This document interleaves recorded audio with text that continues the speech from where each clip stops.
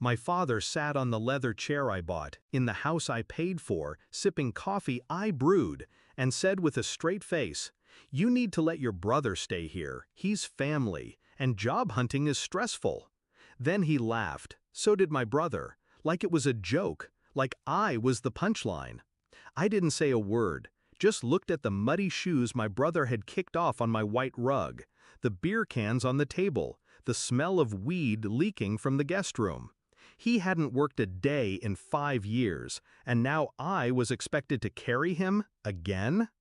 My mother sat silently, staring into her cup. She always folded under Dad's voice. She'd call it keeping the peace. I called it surrender. I should have been used to it, the dynamic, the hierarchy. Dad's word was law, my brother was the prince, and I? The dependable daughter. The one who paid for the meals, kept the lights on, and never asked for thanks. But that day? That was the day something broke. It wasn't always like this. Growing up, I adored my brother.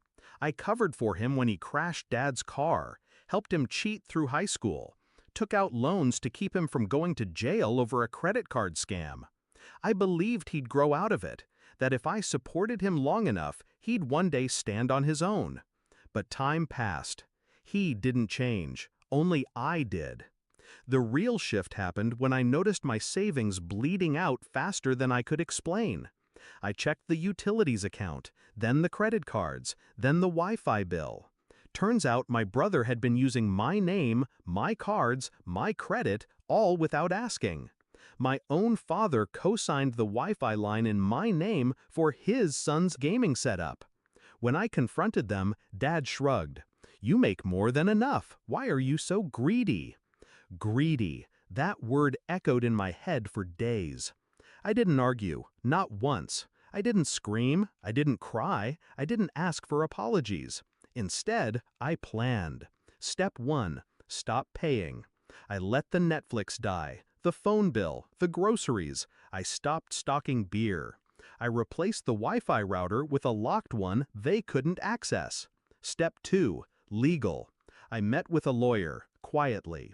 The house was mine, bought with my money, my name on the deed, my signature on every document. I had receipts, photos, bank transfers, texts.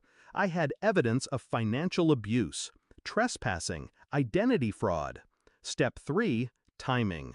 I waited until rent was due, until both of them had racked up days of ordering food on my apps, driving my car, using my accounts.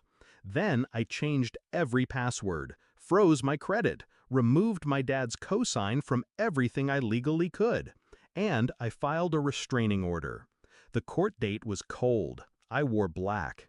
My brother showed up late in sweatpants. My father didn't bother to shave.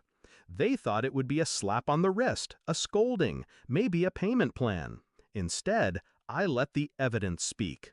The judge listened as I laid out the months of stolen funds, screenshots of Uber Eats orders from my cards, texts from my brother joking about being basically a dependent. The final nail was a voice recording. My brother, hi, laughing on a call. "She acts like she owns the house." Technically she does, but like, so what? She owes me for being born. Even the judge winced. The ruling was swift. My brother was banned from the property. My father, cited for identity misuse and coerced financial manipulation. The officer handed them both the eviction notice outside the courthouse. My brother cursed. My father stared at me like I'd stabbed him in the back. But I didn't flinch. I didn't speak. I walked to my car, turned the key, and let the engine purr like a final, satisfying breath. The silence at home felt holy. No thumping bass, no stench of smoke, no drunken rants. Just peace.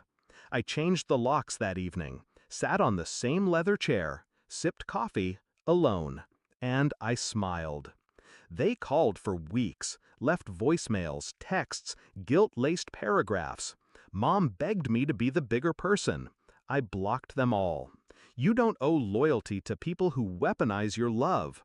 You don't feed the same mouths that spit on your boundaries. I used to think family was about blood, that I was broken for feeling unloved. But now I know I wasn't broken. I was just finally done pretending. Final reflection. They laughed when they thought I was soft. They mocked me for drawing lines. But now they know I wasn't drawing lines. I was building walls. And they're on the other side of them. Forever.